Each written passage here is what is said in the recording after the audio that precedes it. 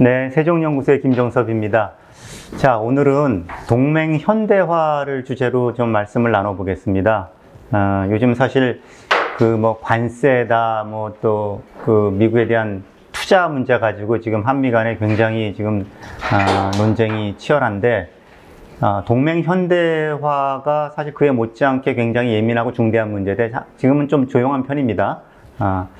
그렇지만 이 문제도 이제 본격화될 것이라고 예상이 되고요. 그래서 한번 꼭 깊이 있게 한번 짚어볼 필요가 있다고 생각이 듭니다. 이 주제로 가지고 제가 한 2주 전에 또 워싱턴 좀 출장을 다녀왔어요. 그래서 미국의 그 워싱턴에 있는 싱크탱크들 한번 쭉 돌아보면서 또 현재 분위기도 느꼈는데 그것까지 좀 오늘 담아서 준비를 했습니다.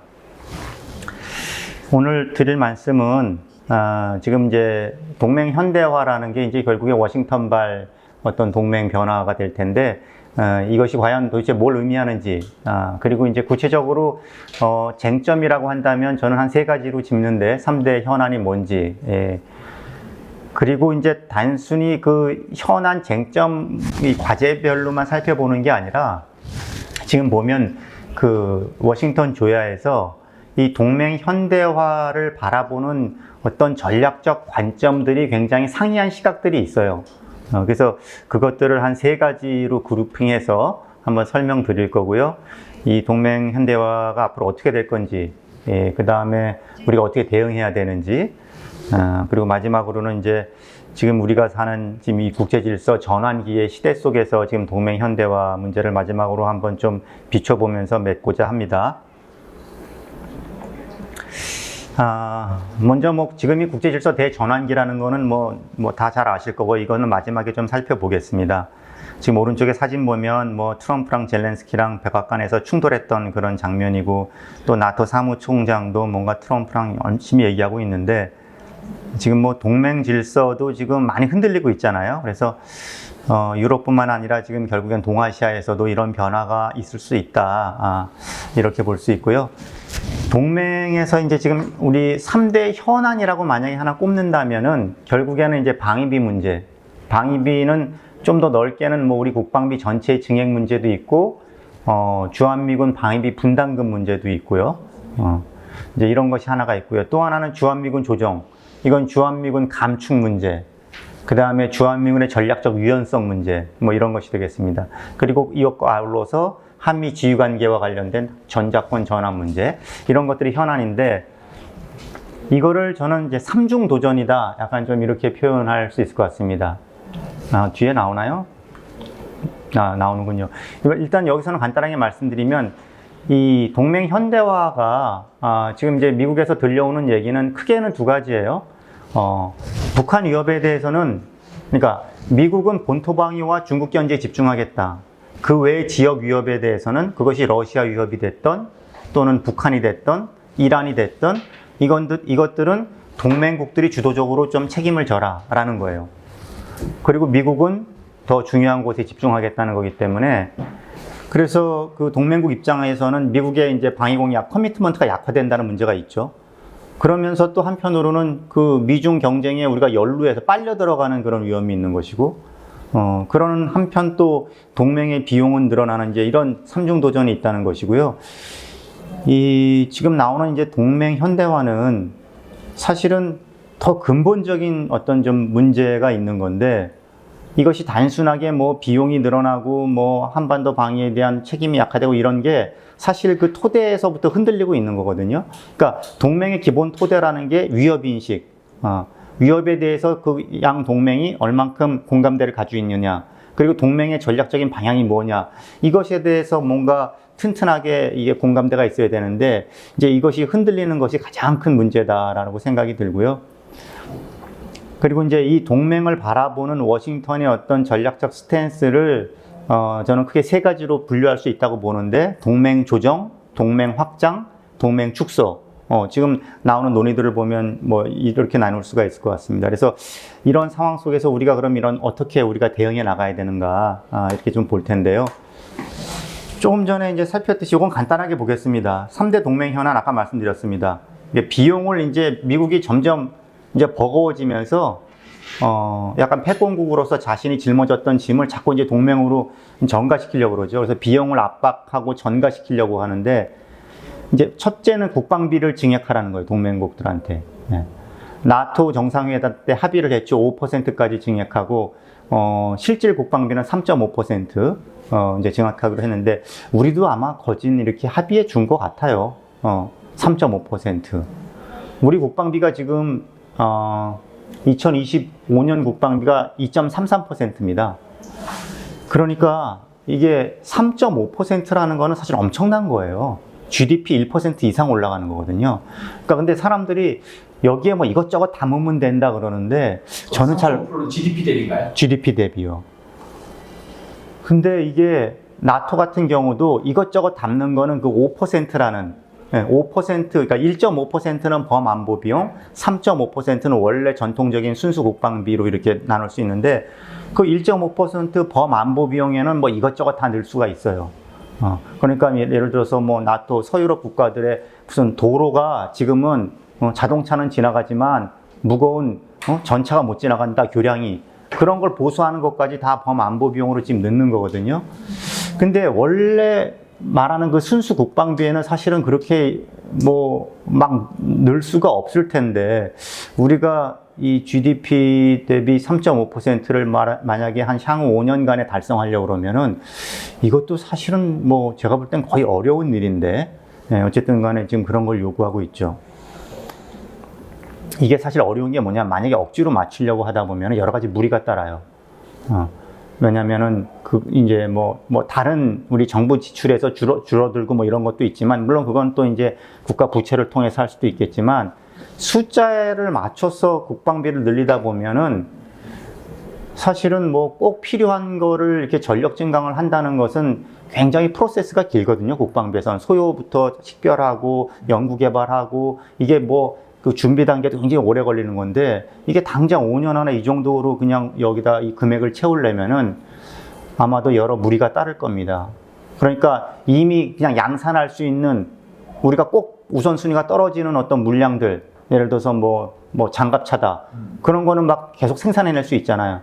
그런 걸 뭐 필요 이상으로 만약 생산한다든지, 아니면 이제 트럼프가 원하는 거겠지만 미국으로 다 사오는 거죠, 당장.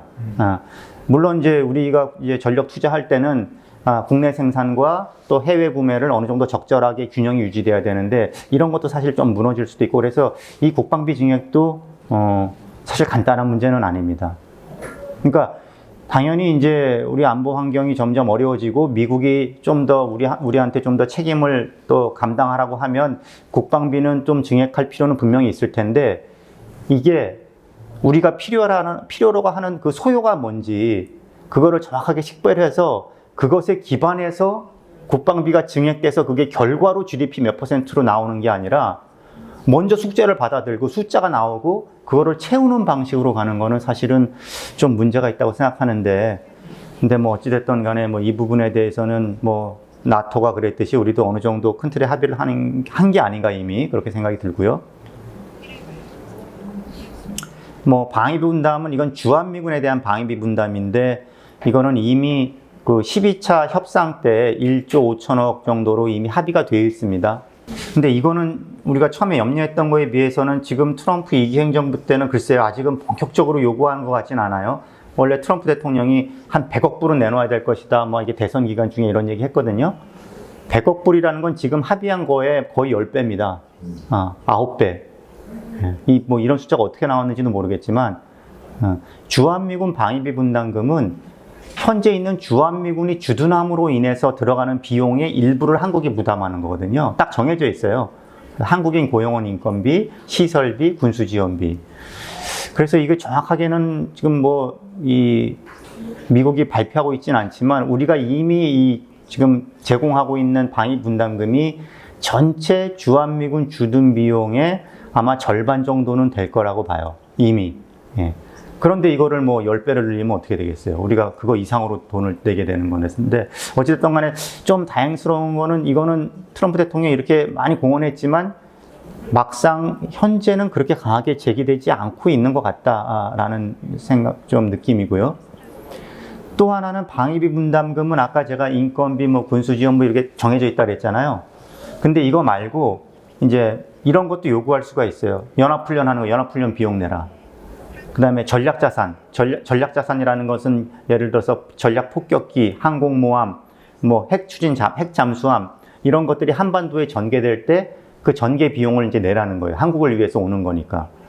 그러니까 트럼프가 이제 그런 얘기를 많이 했었는데, 여기 지금 이게 얼마나 정확한지 모르겠지만, 미 공군이 이렇게 좀 얘기한 거에 기초한 건데, B-1B 폭격기, 1시간 운영 비용이 96,000불. B-52, 이건 49,000불. 니미츠 항모 같은 경우에는 요거는 이 1시간이 아니라 하루, 1일 운영비가 700만 불, 뭐 이렇다는 거거든요. 그래서 뭐 이게 1시간이 아니라, 뭐 항모가 한 번 와도 적어도 열흘 정도 걸리니까 이게 이제 한 번 오면 한 7천만 불 되고 이러는 거죠. 그래서 이런 걸 비용으로 환산해서, 기존의 그 방위비 분담금 외의 항목으로 또 요구할 수 있다. 이제 이런 전망도 그동안에 있었죠. 이거를 사실은 그 11차 SMA 협상 때 미국이 새로운 항목을 신설할 걸 요구하기도 했어요. 작전 지원비라 그래서. 근데 반영되진 않았는데, 앞으로 뭐 이번은 아니더라도 좀 계속 주의 깊게 봐야 될 부분이긴 합니다. 근데 사실은 말은 안 되죠. 연합훈련, 미국이 연합훈련, 사실 연합훈련이라는 거는 뭐 다국적 훈련을 많이 하잖아요. 어느 나라나. 그게 뭐 일본이랑도 하고 우리도 뭐 호주랑도 하고 뭐 이런 하는데, 그때 자국의 비용은 자국이 되는 거지. 그거를 이게 상대방한테 우리 비용까지 내라고 하면 이게 어떻게 되는 건가 싶은데, 어쨌든. 예. 그래서 크게 보면 일단 첫 번째가 비용 압박 및 전가고요. 두 번째는 이제 주한미군이 조정받는 거죠. 주한미군의 감축 또는 주한미군의 역할 변화. 그 월스트리트 저널에서 최근에 이제 한 달 전쯤에 주한미군 감축을 펜타곤에서 검토하고 있다. 그러면서 거기 이제 뭐 국방부 이렇게 좀 인용해 가면서 했던 보도에 의하면은 한 4,500여 명 정도를 괌이나 이런 인도 태평양의 다른 지역으로 이전한다, 이런 보도가 있었죠. 뭐 이후에 이제 이런 게 부인을 하긴 했지만 공식적으로는 검토는 아마 했었던 것 같아요. 이렇게 결정된 거는 별개의 문제지만. 그 다음에 전략적 유연성. 이건 뭔지 아시죠? 주한미군을 뭐 예를 들어서 대만에서 어떤 분쟁이 발생하면 주한미군도 대만 사태에 활용하게끔 이렇게 빼서 쓰겠다는 것이죠. 이거는 노무현 대통령 때 아주 또 쟁점이 돼서 그때 이미 2006년도에 이거 가지고 아주 치열하게 협상을 한 바가 있습니다. 당시 이제 2006년에 이제 잠정적인 합의를 했는데 굉장히 타협적으로 그냥 봉합했다고나 해야 될까요? 그때 뭐냐면, 그때 노무현 정부가 이때 걱정했던 거는 여기 있는 주한미군이 우리가 보기에는 북한 위협을 억제하고 또 유사시 대응하기 위해서 있는 건데, 그래서 우리가 그 넓은 땅도 제공한 거잖아요, 무상으로. 그리고 방위분담금도 주한미군 그 비용도 우리가 분담하고. 그런데 미국은 그거를 붙박이군으로 북한에만 쓰는 게 아니다. 필요하면 남중국해가 됐던 동중국해가 됐던 대만의 협의에 됐던 이 영내에 무슨 분쟁이 발생하면 주한미군도 거기에 활용돼야 된다. 그러면 우리 한국 입장에서는 여기가 발진기지가 된다.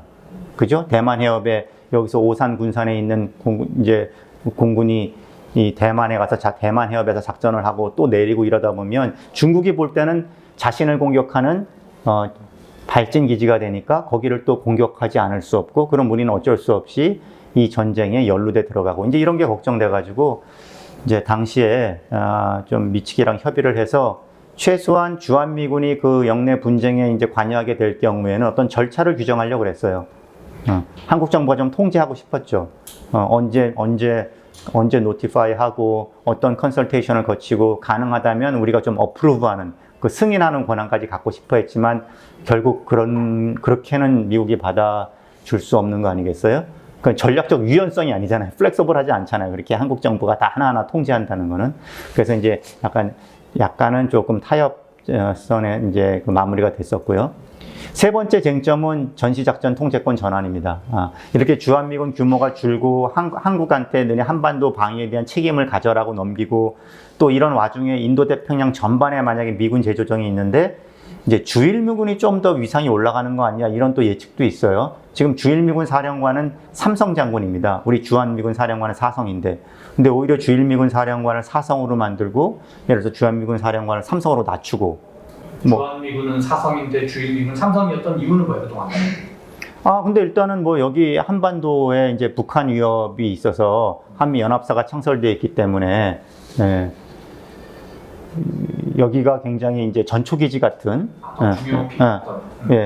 그랬던 건데, 사실은 뭐 미국의 전반적인 전략으로 보면 이 지역에 있어서의 어떤 그 전략적 투사 이런 면에서 보면 주일미군 기지가 훨씬 더 어떻게 보면 효과적이거든요. 주로 해공군 해병대로 구성되어 있어요. 지상군이 아니라 주일미군은.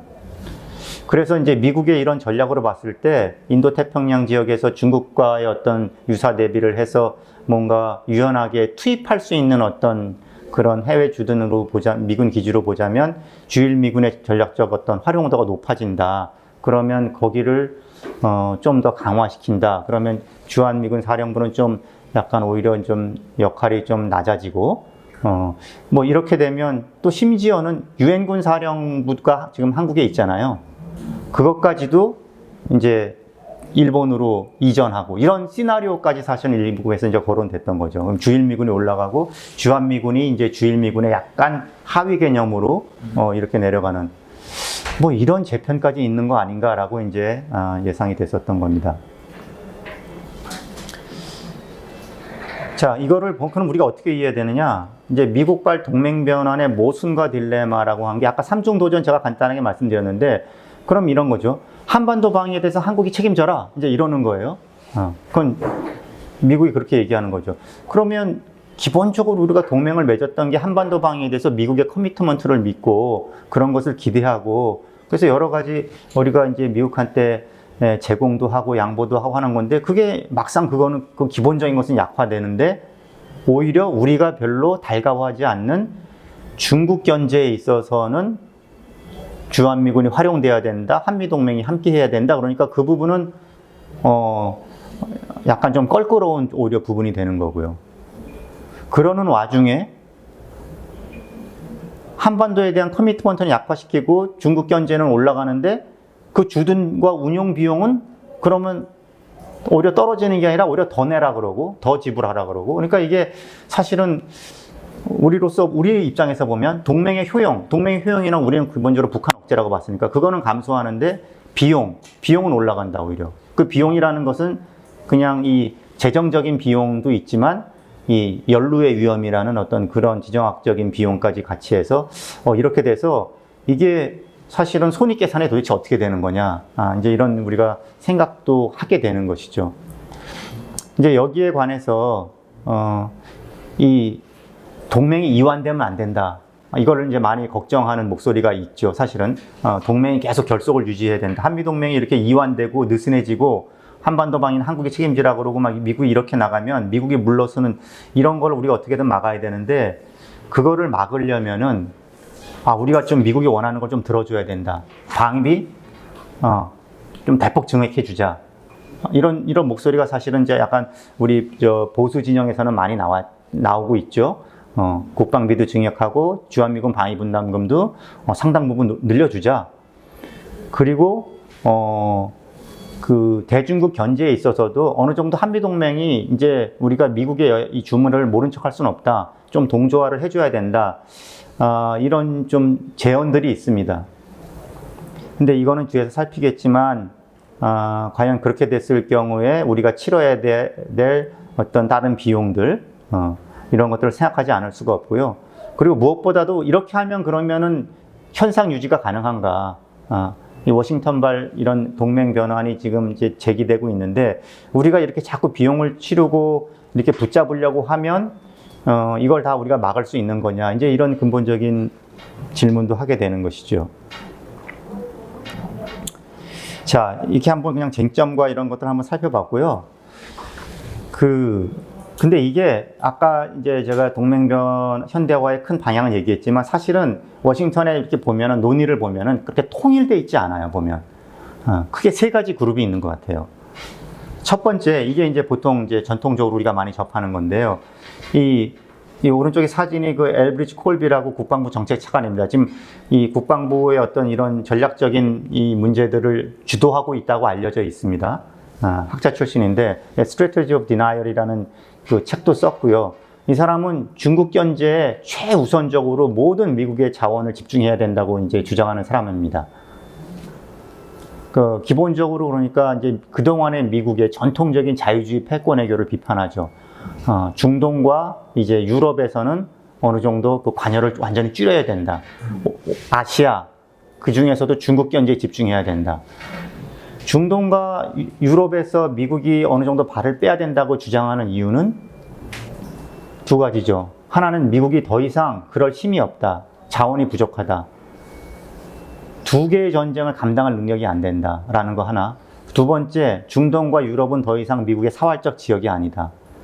옛날 냉전 시대 때는 유라시아를 잃으면 소련이 그야말로 유라시아 패권 국가가 되고 미국을 위협하는 국가로 되는 것이기 때문에 그것은 반드시 막아야 될 문제였지만 지금의 러시아는 그것은 아니다라는 거죠. 어느 정도 유럽이 감당해내고 지금 트럼프가 하는 행동에서 보듯이 어느 정도 러시아의 어떤 지정학적 입지 같은 걸 좀 인정해 주려는 좀 분위기가 있잖아요. 그러니까 유럽과 중동, 특히 중동 같은 경우에 미국 외교가 그동안에 중동의 수렁에 빠져가지고 너무 힘을 소진했다는 거죠.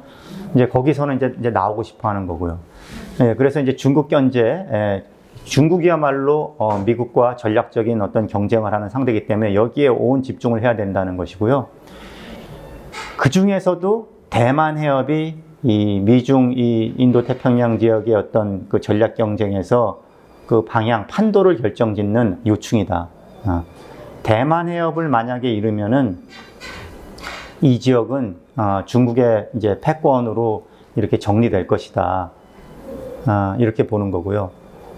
그렇게 보기 때문에 이 중국 견제에 집중하려다 보니까 나머지 중동 유럽뿐만 아니라 예를 들어서 한반도 같은 경우도 거기도 이제 한국이 알아서 책임지라는 것이고 중국 견제에 직접적 도움이 되지 않는 정도 수준의 주한미군은 감축하는 것이고 아까 말씀드린 전략적 유연성 같은 거 이런 게 강조되는 것이죠.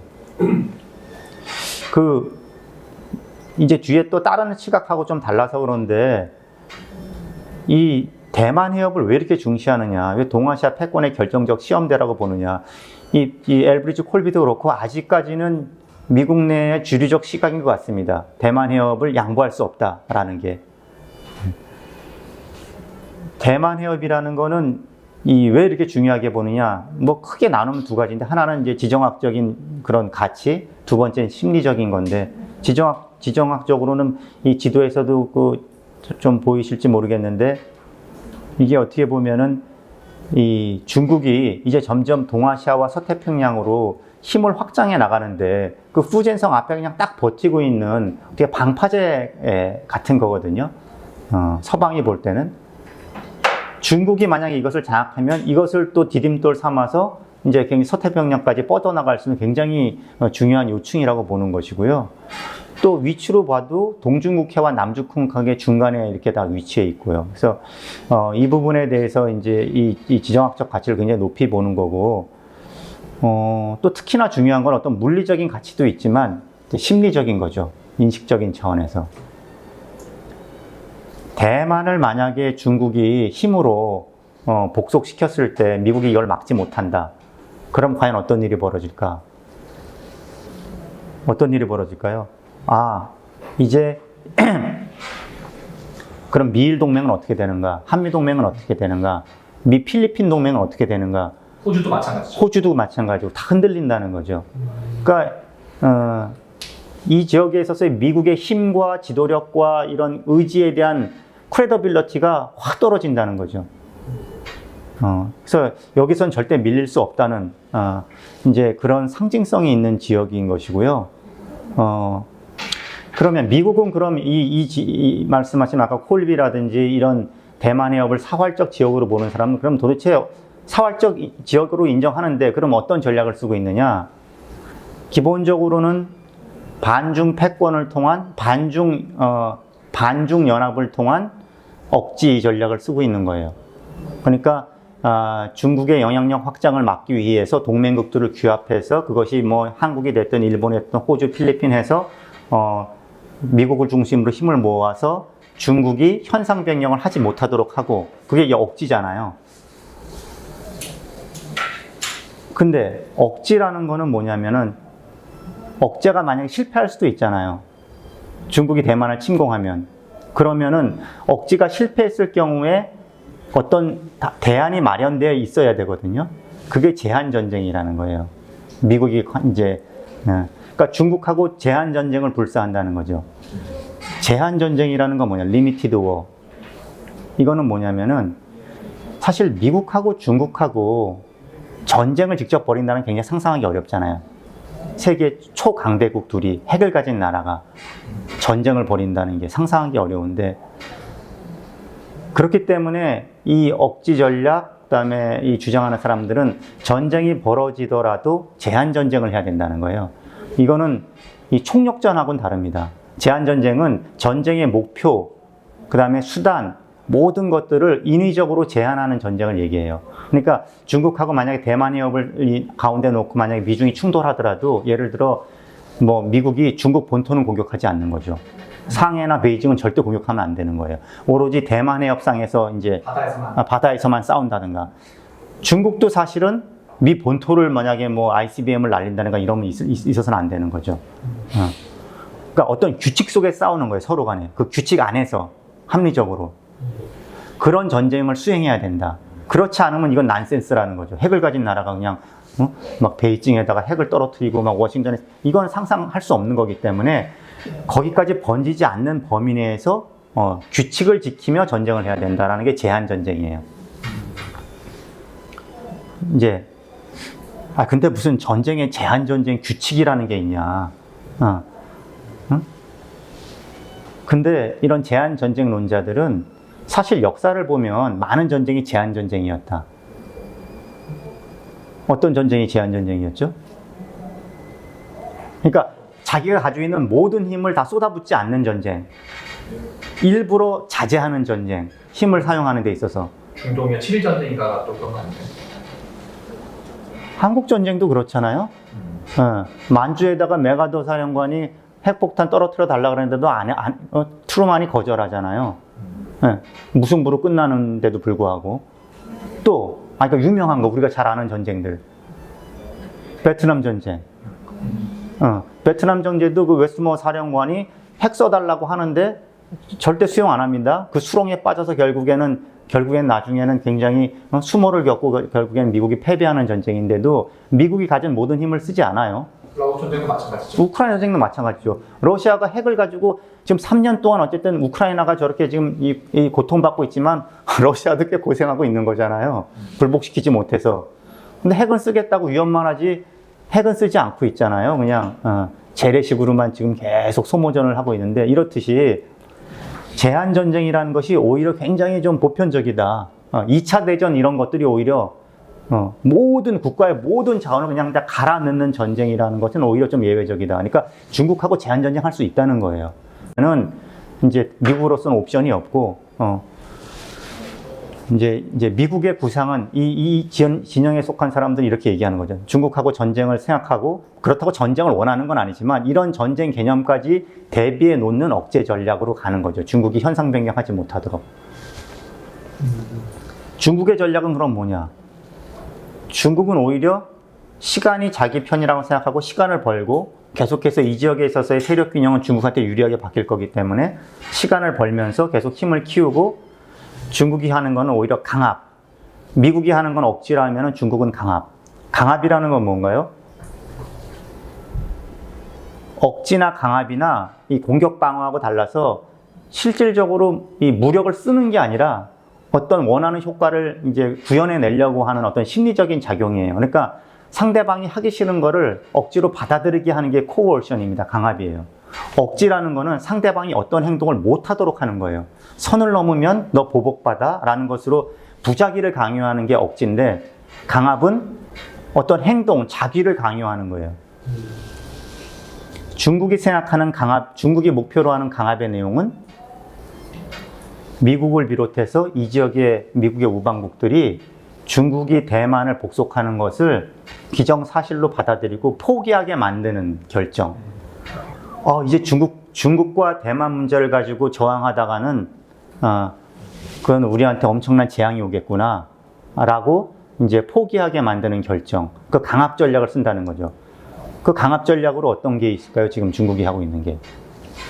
대만 포위 훈련, 뭐 포격 훈련, 뭐 이런 거 하는 거죠. 그리고 지금 중국이 이번에 그 전승절에서 엄청난 그 무기들을 이렇게 전 세계에 과시하는 거. 그런 것들이 이미 이 지역에 있어서, 미국은 이 중국과 이 전쟁을 할 수 없다. 우리는 충분한 능력을 갖췄다는 걸 하면서 이 지역에 있어서 상대 모든 나라들이, 관련된 모든 나라들이 이 대만에 대한 어떤 더 이상의 중국에 대한 반대 표시를 하지 못하도록 이제 그렇게 하는 게 아닌가. 이 강압의 본질이라는 건 결국엔 여러 가지가 있는데, 결국 경제적인 어떤 어떤 처벌, 예를 들어서 뭐 대만 문제에 대해서 뭐 한국이 됐든 일본이 됐든 중국의 어떤 뭐 중국이 얘기하는 주권에 대해서 반대했을 경우에 뭐 제재도 있을 수가 있고 보복도 있을 수 있지만, 그것보다 가장 중요한 거는 결국에는 군사력. 그러니까 이걸 처벌할 수 있는 능력이라고 그러는데, 상상 속에 이미 전쟁이 벌어지고 있는 거예요. 이 지역에 있는 사람들 속에 상상 속의 전쟁. 중국하고 만약에 전쟁이 벌어지면 어디까지 대가를 치러야 될까라는 것을 심어주는 거죠, 중국이. 그렇게 되면 결국엔 포기할 것이다. 이게 중국의 생각인 거고요. 그래서 어쨌든 간에 얘기가 길어졌습니다만, 이런 식으로 지금 이제 이쪽 진영에 있는 사람들은 이제 아까 생각하는 거라는 거죠. 그런데 지금 약간, 그래서 이번에 이제 뭐 NDS라고 그 미 국방 전략서가 이제 곧 출간될 예정인데, 그리고 그 이후에 이제 뭐 이런 동맹 현대화나 이런 여러 가지들은 구체적인 것들이 이제 이어질 거라고 봤는데, 굉장히 큰 무슨 쓰나미가 몰려오듯이 이제 관세 못지않은 뭐가 몰려오지 않을까 걱정했는데, 좀 아닐 수도 있겠다라고 하는 이제 좀 흐름도 감지가 돼요. 그게 뭐냐면은 NDS라는 그 미 국방 전략서, 펜타곤에서 나오는 그 문서가 이미 초안이 마련됐거든요. 제가 워싱턴에 갔을 때도 사람들한테 들었는데, 초안이 이제 회람되고 있는 거예요, 지금. 근데 그 초안을 접한 사람들이 보니까 이게 애초에 예상했던 것보다 중국 견제 부분은 굉장히 좀 약화됐고, 비중이 좀 줄었고, 굉장히 미 본토, 그 다음에 그 서반구 방어가 엄청 강조됐다는 거예요. 홈랜드 디펜스가.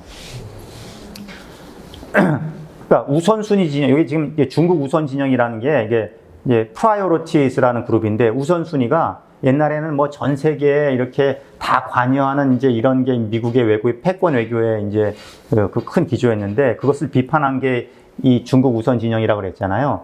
근데 그 우선순위 진영 내에서도 중국 견제보다도 오히려 본토 방어가 더 우선이다 라는 그룹이 조금 더 지금 오히려 목소리를 내는 거 아닌가? 지금 사실 그렇잖아요. 저 이번에 워싱턴을 갔는데도 주방위군이 그냥 길거리에 되게 많아요. 이민자 단속에 이제 지원하려고. 여기서 본토 방어는 무엇으로부터의 방어인가요? 지금 웃기는 게, 그 카리브해 연안에 막 전함들, 그게 막 막 배치시키고 막 그랬거든요. 그 다음에 베네수엘라 그 마약을 운반하는 그 조그만 그 무슨 고무보트와 같은 그런 정도의 배를 영상으로 김동규 박사님 보셨죠? 예. 폭격해가지고 그냥, 그러니까 옛날에는 그냥 법 집행에 관련된 거라고 보는 문제를 지금 군을 동원하는 거예요. 질서 유지를. 그래서 오히려 민주당 그 주에서는 주방위군을 이렇게 파견하는 거에 대해서 트럼프 정부에 대해서 반대하고, 오히려 사태를 더 이제 악화시킨다 그러고 경찰력으로 대응할 수 있다고 하는데도 트럼프가 지금 거기에 군대를 막 이제 쓰는 거거든요. 근데 언뜻 보면 이거 지금 어떤 마약 밀매, 마약을 이제 막 미국으로 들어오는 거에 대해서 이게 어떻게 보면 이걸 가지고 그 사람들을 그냥 잡고 체포하고 이런 게 아니라 그냥 그냥 때려서 그냥 해상에서, 공해상에서 죽이는 겁니다, 바로.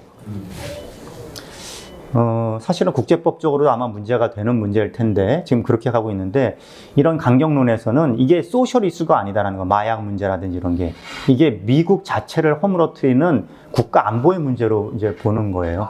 네. 그래서 어쨌든 간에 지금 이렇게 홈랜드 디펜스가 굉장히 또 이제 부각되고 있는데 이거는 이 말한 이 엘브리지 콜비 생각이랑 다른 거예요. 이 사람은 중국 견제만 완전히 그러니까 이 사람이 어떻게 보면 조금 그 내부에서 조금 밀리는 거죠. 만약 이렇게 진짜 현실화 된다면은. 그러니까 트럼프 행정부에 보면은 이제 트럼프 이제 콜비는 국방부 차관이지만 헥세스 국방부 장관은 여기 싫지도 않았네요.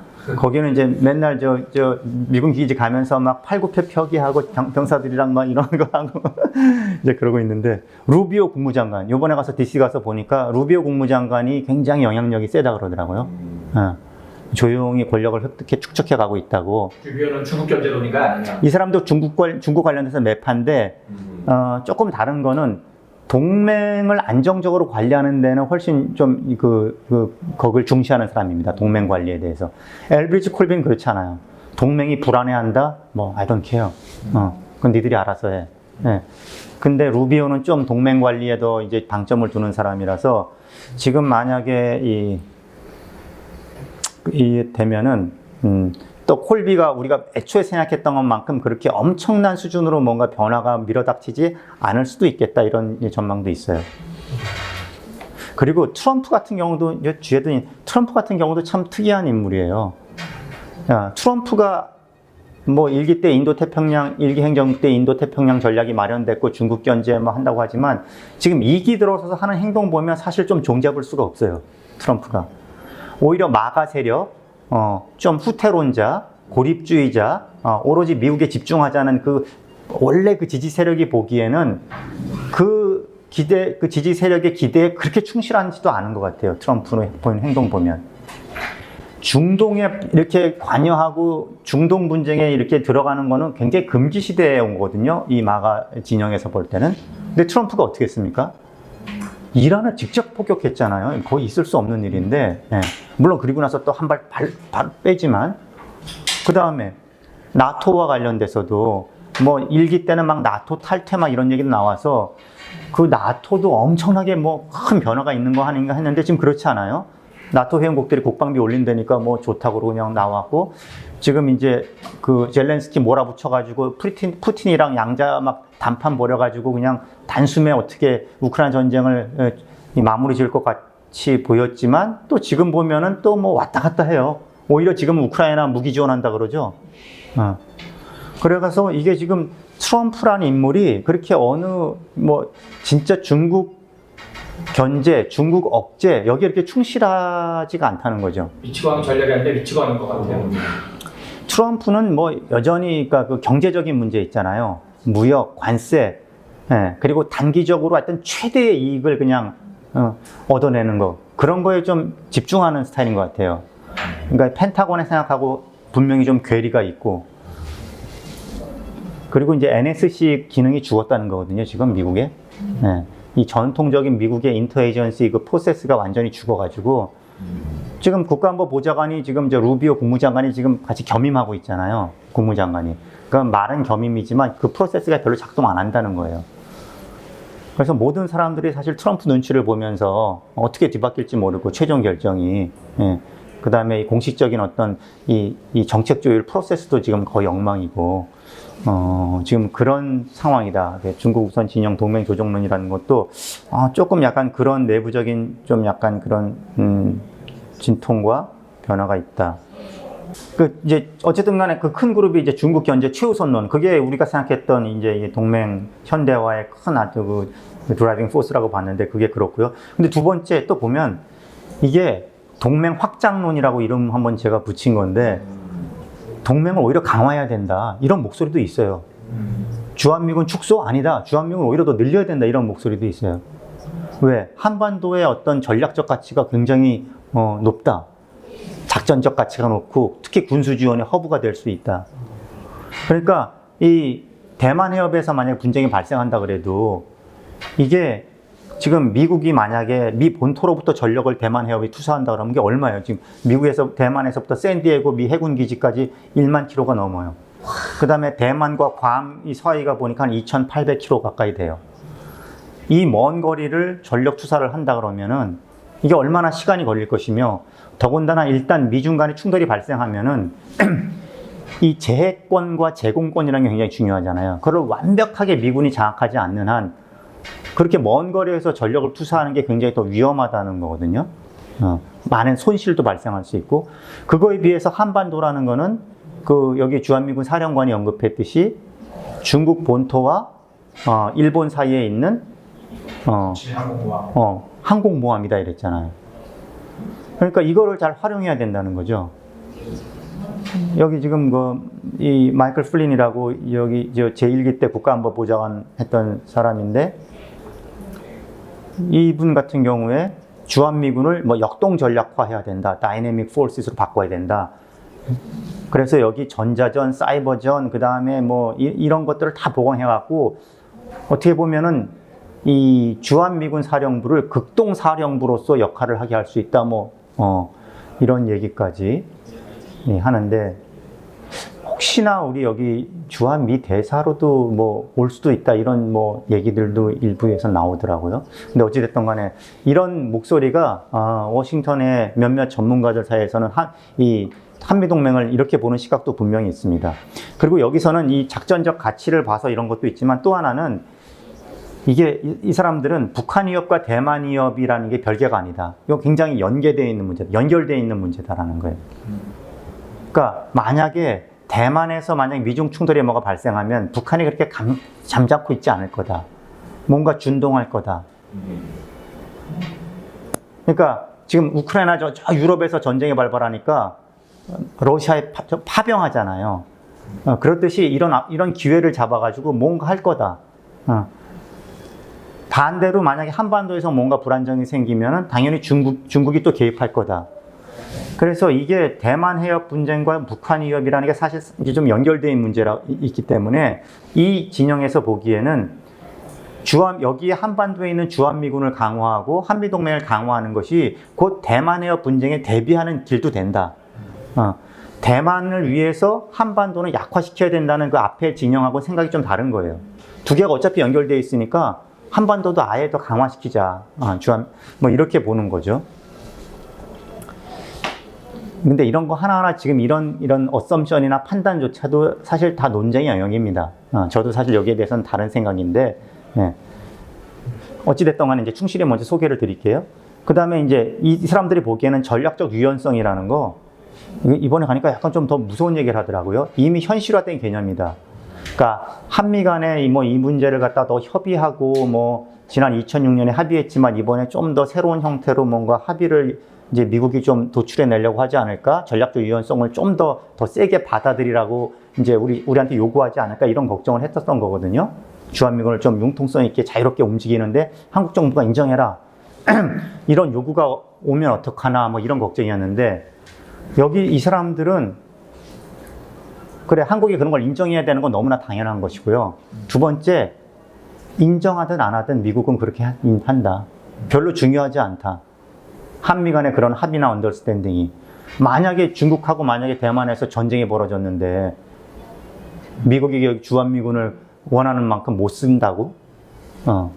그러니까 이미 현실화된 개념이고, 이전부터 중동 분쟁에 이미 주한미군을 이렇게 차출해서 쓴 전력도 많이 있고, 그래서 당연히 이 한국 정부가 이런 주한미군의 전략적 유연성에 대해서 받아들여야 한다고 강조도 하면서도, 이것은 미국이 그 사태가 오면 미국의 의지대로 할 수 있다라는 어떤 그런 좀 가정도 깔고 있습니다. 그러니까 이 주한미군 전략적 유연성에 대한 입장에 따라서 뭔가 꼭 달라지지 않아도 되는 거죠. 이 사람들이 보는 한반도의 전략적 가치는. 세 번째, 이 전략적 후퇴, 피벗 홈이라고 하는데, 여기서는 동맹을 이제 축소해야 된다는 거죠. 이것도 되게 재밌는 이 아규먼트인데, 이게 제니퍼 카바나라고 디펜스 프라이어리티스라는 이제 그런 싱크탱크가 있어요. 거기서 이제 보고서가 나온 건데, 거기 보면은 주한미군을 철수에 준하는 수준으로 급격하게 감축해야 된다. 급격이란 말은 자기네들은 쓰지 않았지만 28,500이잖아요, 지금. 이거를 한 10,000명 정도 남겨놓고 다 철수해야 된다. 네. 근데 그 내용도요, 이 미 2사단 전투부대 대부분 다 뺀다. 그 다음에 그 공군도 2개 전투 비행대대 뺀다. 그 다음에 뭐 군수나 행정 이런 요원들도 많이 뺀다. 그래서 한 10,000명 남겨놓는다는 건데 이 10,000명조차도 앞으로 한국 정부가 주한미군 전략적 유연성을 잘 인정하지 않으면 더 많이 빼는 거의 보면 이제 이런 철수에 준하는 수준까지 이 존재를 다 이제 축소해야 된다는 주장을 하는 거거든요.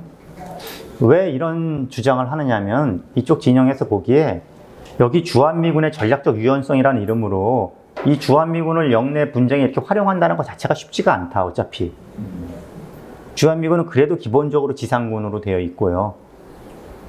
근데 대만 해협은 해상에서 결국에는 충돌이 있을 거잖아요. 물론 지금 미 육군도 이 지금 중국과의 어떤 그 경쟁에서 자신의 렐러번스를 자꾸 입증하려고 여러 가지 어떤 전략 개념들을 고안해내고 막 이제 이거를 이제 홍보를 합니다. 그게 다영역 임무라고 이제 뭐 이런 육군이 다영역 임무군으로 이제 다시 발전한다는 건데 이건 뭐냐면은 육군이 옛날처럼 뭐 보병 그 다음에 뭐 탱크 이런 걸로 싸우는 게 아니라 지상 기반 미사일, 전자전, 사이버전 뭐 이런 걸 통해서 이 중국하고의 분쟁에서도 충분히 이 활용도가 있다라는 이제 그런 거를 들고 나오는데 이 진영에서 보면 그거는 육군의 조직 논리다. 조직 생존을 위한 자구책일 뿐이다. 육군의 임무는 제한적이다. 결국 해상에서 벌어지는 전쟁이다. 이렇게 보는 거고요. 그러니까 주한미군 뭐 공군 같은 경우도 이제 공군은 어느 정도 활용될 수 있다고 보지만 그것조차도 너무 멀다. 제가 항상 그런 생각을 하고 이 문제에 대해서 의아해 왔는데 그런 얘기를 하더라고요. 대만하고 지금 이제 이 한반도 거리가 얼마지? 꽤 멉니다. 1600km? 이 정도 돼요. 그래서 이게 오키나와는 그거의 절반밖에 안 되거든요. 그럼 굳이 필요하면은 그 전투기도 오산 기지에 있는 F-16을 오키나와에 빼서 거기서부터 대만 해협으로 출격하면서 쓰면 되지. 오산 기지에서 떴다 내렸다 하는 거는 너무나 군사적으로는 합리적이지 않거든요. 어쨌든 그런 것 때문에 이 주한미군 여기 활용은 어차피 좀 어렵다는 게 또 생각이고요. 더 사실은 좀 근본적인 거는 뭐냐면은 이 중국 매파들하고 인도 태평양 전략의 구상이 달라요. 뭐냐면 대만은 미국의 사활적 그 이해가 아니다라는 거예요.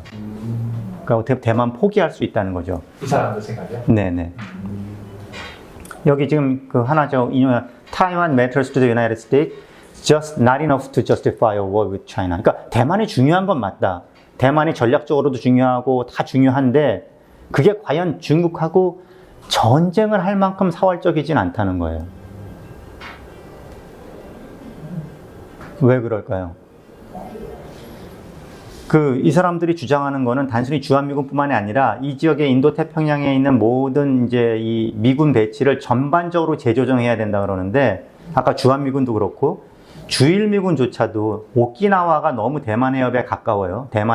중국에 가까워. 그래서 이것조차도 동쪽으로 좀 빼야 된다 그래요. 일본 본토로.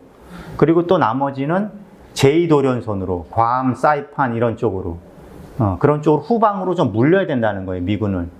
이 지역의 인태 지역의 미군들을. 그 이유는 첫 번째는 지금 너무 전진 배치돼 있어가지고 중국으로부터 초기 생존성이 너무 낮다는 거예요. 개전 뭐 일주일 만에 50%가 다 여기 이제 파괴된다는 거거든요. 이 지역의 미군이 전진 배치되어 있는 미군이. 그래서 그거는 군사적으로 이거는 좀 맥센스하지가 않다. 그러니까 후방에 이렇게 물려서 대비를 해야 된다는 거고요. 그리고 아까 얘기했듯이 대만이 그렇게 사활적 지역이 아니다라고 보는 거예요. 왜냐하면은 지금 기본적으로 아까 맨 처음 진영에서 대만을 사활적 지역으로 봤던 건 대만이 중국에 넘어가면 이 지역의 패권의 형태가 달라진다라고 봤던 거예요. 근데 이 사람들은 꼭 그렇지는 않을 거다. 대만이 넘어가도 여기가 뭐 중국의 바다가 되지 않는다. 중국의 호수가 되지 않는다.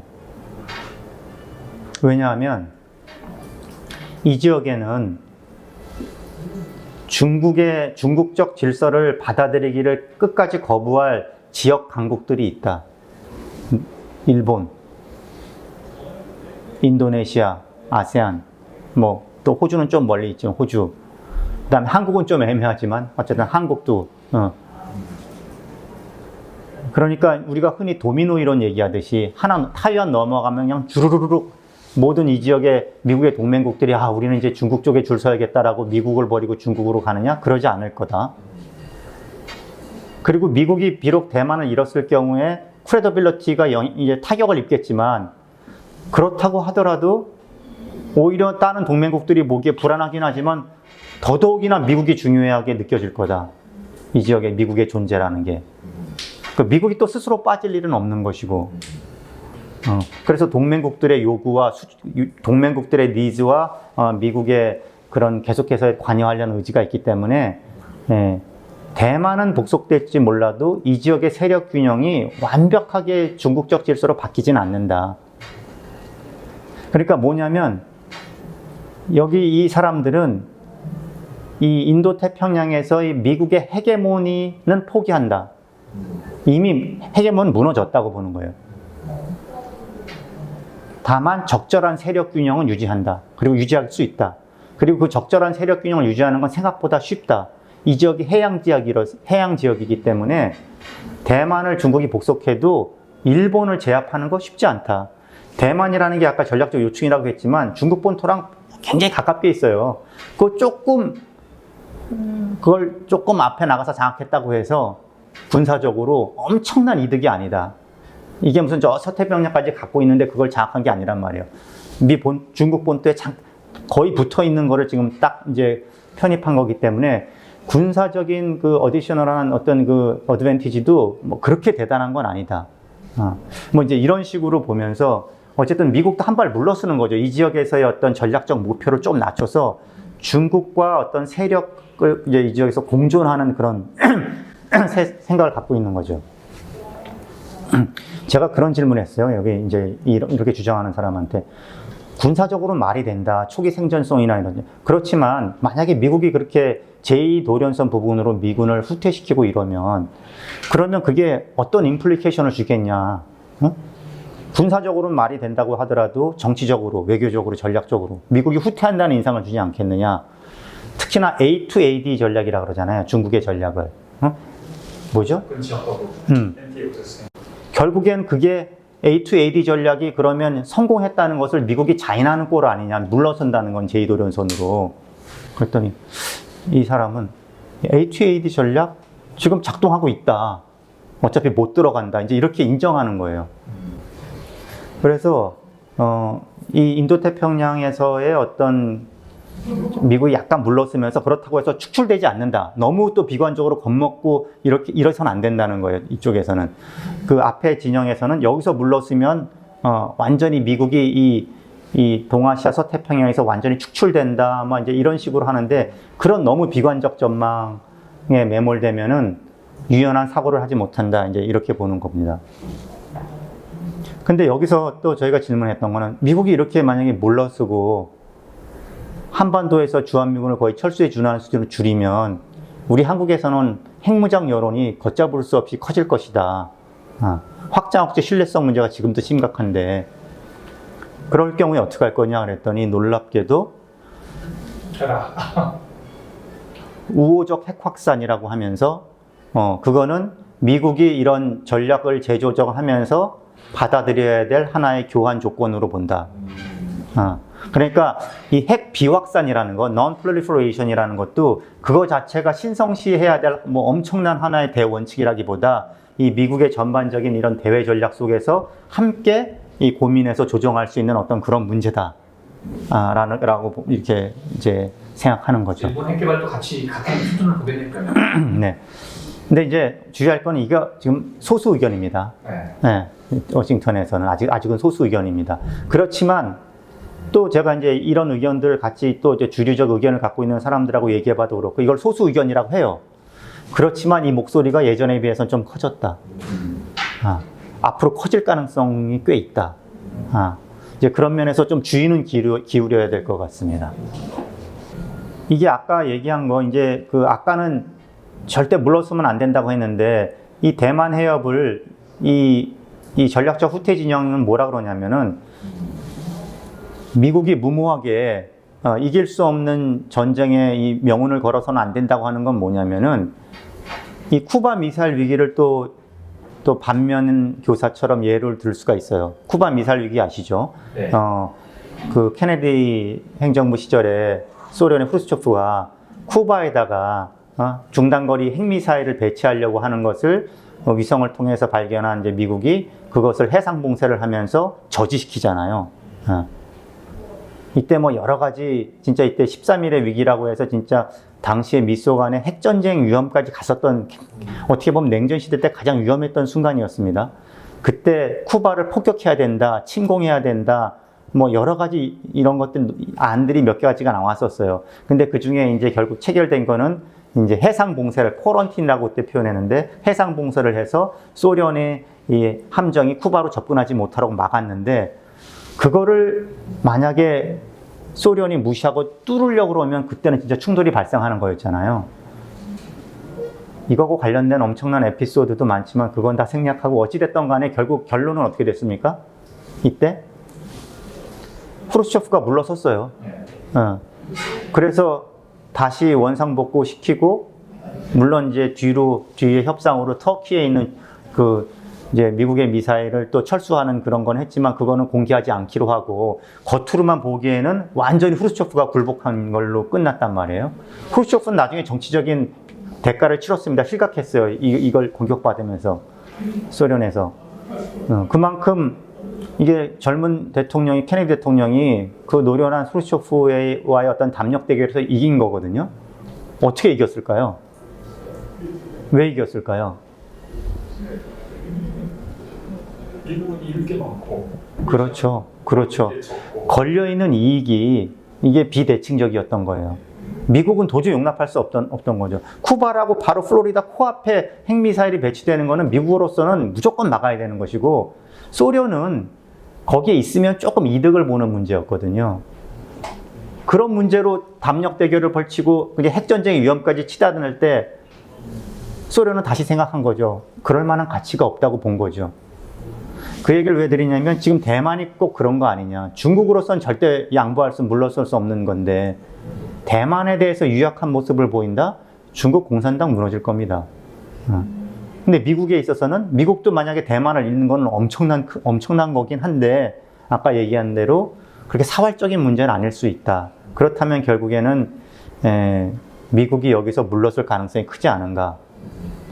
그래서 오히려 아까 얘기한 이쪽 진영에서는 너무 대만을 지키는 게 미국의 크레더빌리티가 여기가 걸려있다, 이게 사활적 지역이라고 이렇게 평상시부터 이런 시그널을 주고 하는 게 굉장히 잘못됐고 위험하다는 거예요.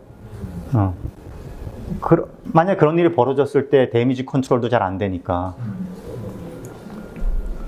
그래서 이렇게 지금 세 가지 있는데, 지금 이게 세 가지 다양한 관점들이 지금 경합하고 있어요.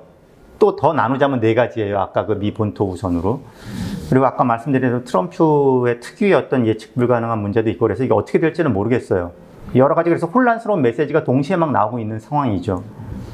그런데 제가 볼 때는 그러면은 현재로서는 아까 말씀드린 그 첫 번째 동맹 조정론, 그거를 기준으로 좀 우리가 이제 대비책을 세우고 준비하는 것이 가장 어떻게 보면 지금으로서는 합리적일 것 같아요. 그러니까 뭐 어떤 주한미군의 일정 정도 조정이 있을 수 있다. 그리고 한반도 방어의 한국화라는 이런 흐름은 앞으로 계속될 거다. 그럼 이걸 위해서 우리가 해야 될 건 뭐냐? 그러니까 주한미군을 좀 준다거나 커미트먼트가 줄면 유사시에 우리가 지금 뭐 한미 연합훈련을 하고 연합방위 체제를 유지하는 모든 것들이 미국이 이만큼 도와줄 거다, 지원군이 얼마 올 거다, 이런 게 다 작전 계획을 통해서 우리가 다 대비하고 있는 건데, 그런 걸 전면적으로 다시 한 번 더 봐야 되겠죠? 그러면 우리가 더 보강해야 될 전력은 뭐냐? 그 다음에 이 지휘관계도 그러면 전자권 전환도 그것도 이 차제에 사실은 우리가 주도로 할 수 있게끔 전환을 한다든가, 뭐 이런 것들을 해야 되는 노력을 해야 될 것 같고요. 동맹 확장론 아까 얘기한 거는 이게 진짜 미국의 대중국 전략이나 이런 데에 대해서 우리가 완벽하게 동조를 해주는 거예요, 거의. 그러면 동맹은 강해지고, 한반도를 넘어서 그야말로 글로벌 동맹, 뭐 이 지역의 인태 지역의 동맹처럼 되겠죠. 그렇지만 그걸로 인한 위험과 비용이 있기 때문에 저는 사실은 이 부분은 좀 경계해야 될 담론이라고 생각이 들고, 아까 말씀드린 동맹 축소로는 지금은 비주류지만 저는 앞으로는 이것이 분명히 하나의 축이 될 가능성이 크기 때문에 이것도 우리가 예의주시해서 봐야 된다. 셋 중에서는 확장론과 축소론이 오히려 저희한테 더 위험할 수 있겠네요. 그렇죠. 확장론은 그러니까 약간 좀 다른 거죠. 그러니까 우리가 연루와 방기의 위험이라고 보통 그러잖아요. 그러니까 다 다른 걸로 두 개가 정반대의 어떤 그 동맹 이제 리스크가 있는 거죠. 그래서 이제 뭐 결론적으로는 이런 것들을 다 이런 세 가지 흐름들이 다 있다는 걸 다 이해해야 되고 어떤 이슈가 나올 때 어떤 맥락에서 나온다는 걸 우리가 알고 그리고 어떻게 보면 우리가 미국이 이렇게 요구하니까 대응한다 좀 이런 경향이 있어요. 근데 그렇지 말고 우리 스스로 그러면 한미동맹이 어떻게 가는 게 좋은가 그거를 우리 스스로 좀 기획도 하고 설계를 해서 미치간 때 제한할 수도 있다고 보거든요. 어쨌든 그런 문제 좀 말씀드리고 싶고 그래서 이게 약간 조금 전에 말씀드린 건데 크게는 두 가지인 것 같아요. 우리가 동맹 변환에 대해서 선택하는 게 동맹을 이제 미국이 원하는 방향으로 같이 발맞춰서 이렇게 확장해 나갈 거냐 아니면은 거기에 대해서 일정 정도 어떤 선을 그으면서 우리의 전략적 자율성을 키워가는 방향으로 할 것이냐. 저는 자강과 전략적 자율성을 키워가는 쪽으로 결국엔 잡을 수밖에 없다. 미국의 이 대아시아 전략 기조가 앞으로 어떻게 갈지 모르고 더군다나 이게 좀 후퇴하는 쪽으로 사실 간다는 것도 배제할 수 없기 때문에 이 한반도방위 한국화에 대해서는 우리가 확실한 좀 결심을 해야 될 것 같고요. 여기에 관해서 모든 문제에 대해서 지휘관계가 됐든 전력이 됐든 모든 거에 대해서 이런 준비를 해야 된다고 생각하고 이제 특히 이제 이거 관련돼서 이제 아까 그 동맹의 확장이나 중국 견제와 관련돼서는 우리가 선행해야 될 질문이 있죠. 우리 스스로한테. 도대체 중국이 우리한테 무슨 의미인가? 그러니까 미국이 같이 견제하자 그랬을 때 거기에 견제 같이 갔다가는 뭐 연루될 위험이 있다 뭐 이러기도 하지만 그렇다고 해서 이 지역에서 중국의 세력이 커지고 세력 균형이 바뀌고 이런 것 자체가 사실은 조금 챌린지긴 하잖아요. 우리 입장에서. 그게 군사적 위협인지는 잘 모르겠지만 분명히 이제 어떤 큰 챌린지인데 이것이 급속하게 너무 중국적 질서로 이 지역이 재편되는 것이 우리가 만약에 바람직하지 않다고 한다면 이 지역에서의 어느 정도의 미국의 힘이 여기 남아 있어서 그것을 밸런싱 해주는 게 아마 나쁘지는 않다고 우리가 판단할 수 있을 텐데 근데 그게 이제 적절한 수준이 좀 있어야 될 것 같아요.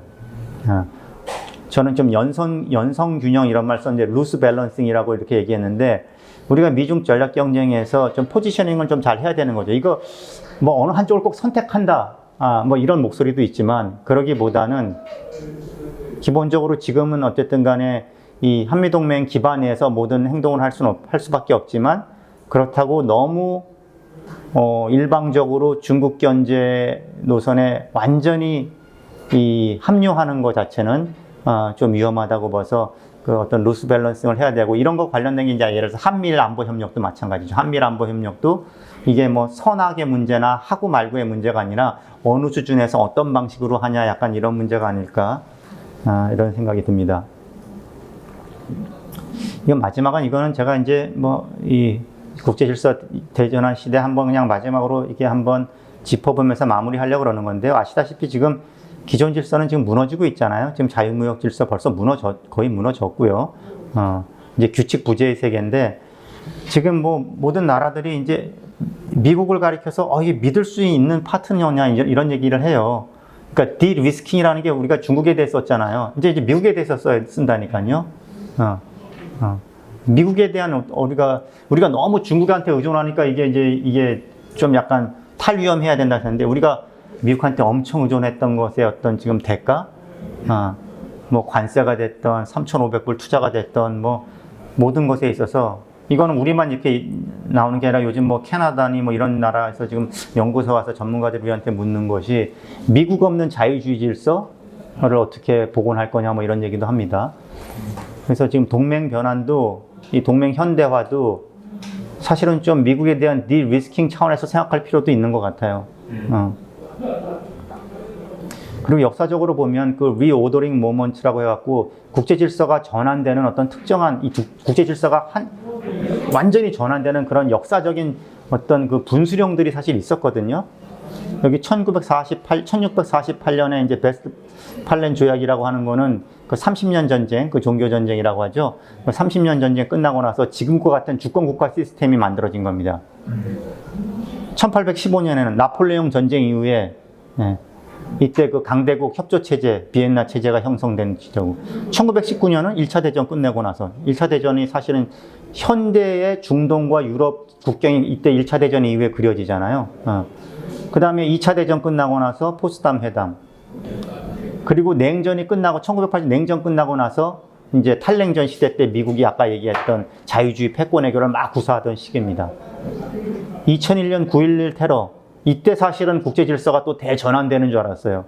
이제 더 이상 강대국 경쟁이 아니라 대테러 위주로 국제 질서가 재편된다고 막 떠들었는데 그건 그러진 않았어요.